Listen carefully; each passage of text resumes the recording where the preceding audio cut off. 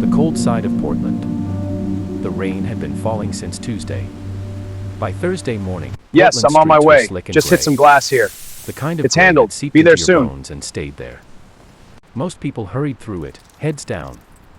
Umbrellas tilted, eyes fixed on the wet pavement ahead. Nobody looked up. Nobody looked around. Nobody, except Raymond. Raymond Cole had been sitting on the same bench. Outside the Powells. Books on Burnside for 3 years. Not every day, sometimes the shelter on Morrison had room. And on those nights he slept with a roof over his head. And a thin blanket pulled to his chin. But most days, this bench was his. He had claimed it the way a man claims the last good thing left to him, quietly. Without fanfare, with a kind of stubborn dignity. He was 54 years old. He had once been a high school history teacher in Cincinnati.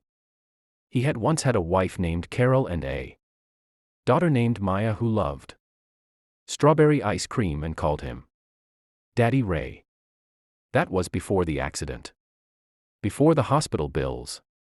Before Carol's quiet decision that she could not carry both a broken marriage and a broken man at the same time. Raymond did not blame her.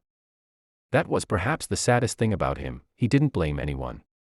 He just sat on his bench, watched the city move around him, and tried to remember what warmth felt like. The wallet. It was 7:43 in the morning when he saw it. A man in a charcoal suit, late 30s, athletic build. The kind of jaw that suggested someone who had never doubted himself. Was walking fast toward the corner. His briefcase swung in one hand, phone pressed to his ear with the other. He was talking loudly, something about a merger. Something about closing by Friday. The wallet fell from his jacket pocket cleanly. The way things fall when they're not supposed to, without warning, without sound. It landed in a puddle near the base of a street lamp. Flipped open slightly, a corner of cash visible. Nobody stopped. 3 people walked past it in 10 seconds. A woman in yellow rain boots nearly stepped on it. Nobody saw it, or nobody cared. Raymond saw it. He sat still for a moment, watching. The man in the charcoal suit had already turned the corner. The wallet lay there, soaking. Raymond stood up. His knees ached the way they always did in the rain. He crossed the sidewalk slowly, bent down, and picked the wallet up. He shook the water off it and opened it carefully. The way you'd open something that didn't belong to you. Inside, $460 in cash. 3 credit cards. A driver's license. A business card that read Daniel J. Hartley, CFO, Cascade Pacific Investments. A photo, slightly worn at the edges. Of a little girl, maybe 6 years old. Grinning at the camera with a gap where her front tooth should have been. Raymond stared at that photo for a long time. He closed the wallet, put it in the inside pocket of his coat. The one that still had a working zipper, and started walking. The office. Cascade Pacific Investments was 12 blocks away. Raymond knew the building, a glass tower on SW. 5th that caught the light in the mornings and looked, from a distance, like something from another world. He had walked past it hundreds of times. He had never had a reason to go inside. He stood outside the revolving door for a moment, looking at his reflection in the glass. His coat was wet.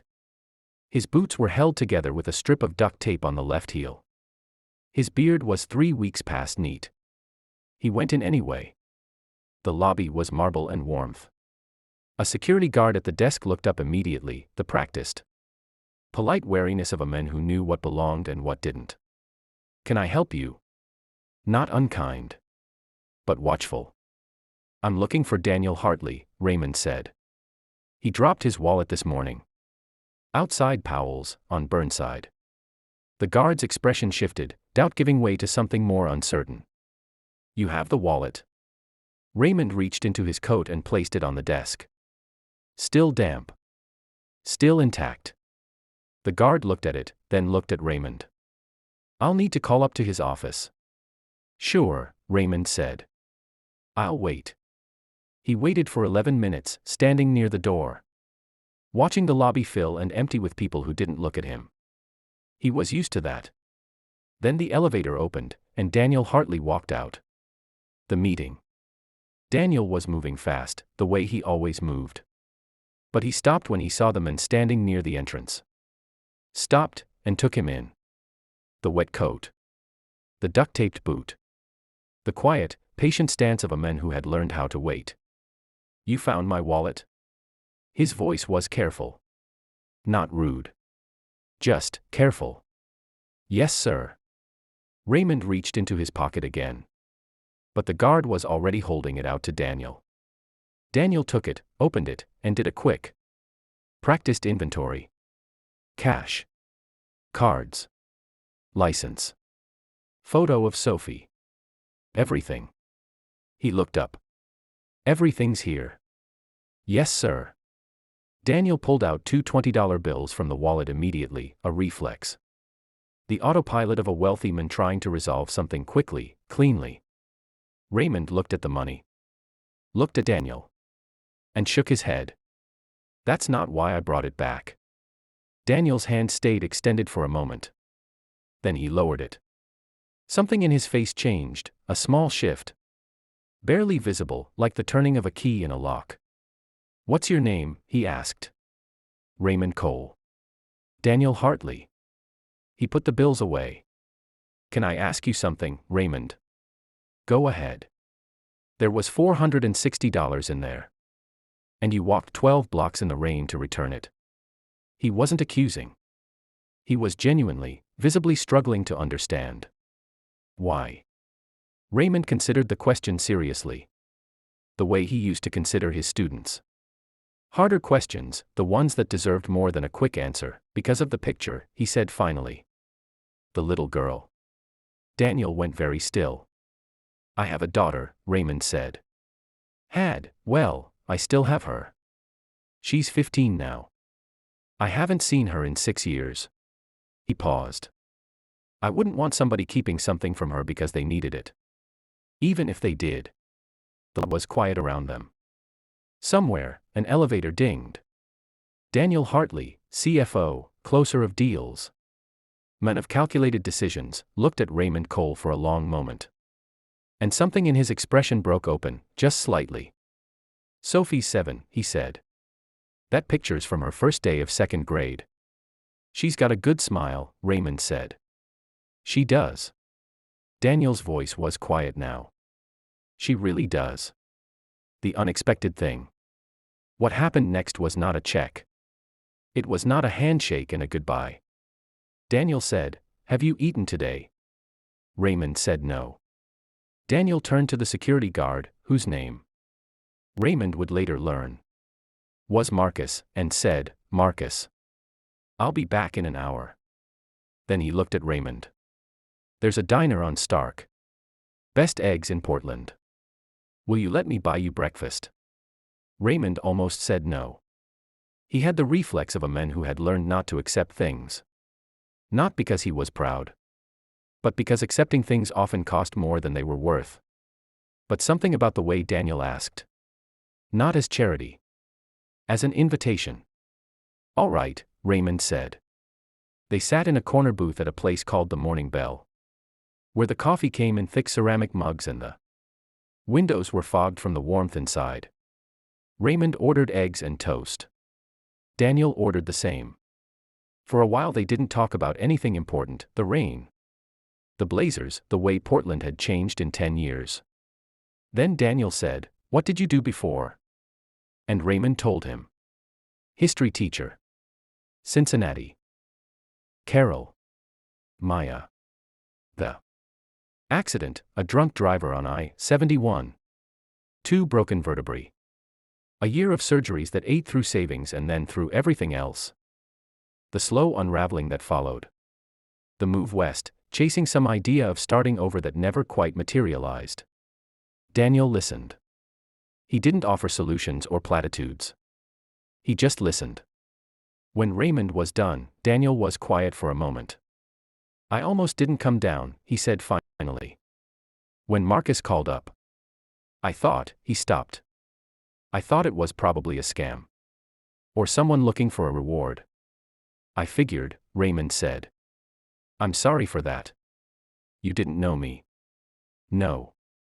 Daniel wrapped both hands around his mug. But I should have come down faster. They finished breakfast. Daniel paid.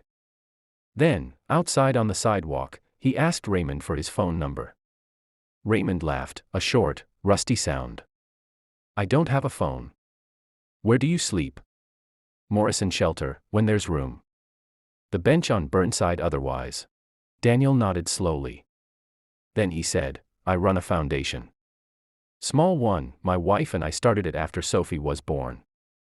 We fund transitional housing programs. He paused. We also fund job training.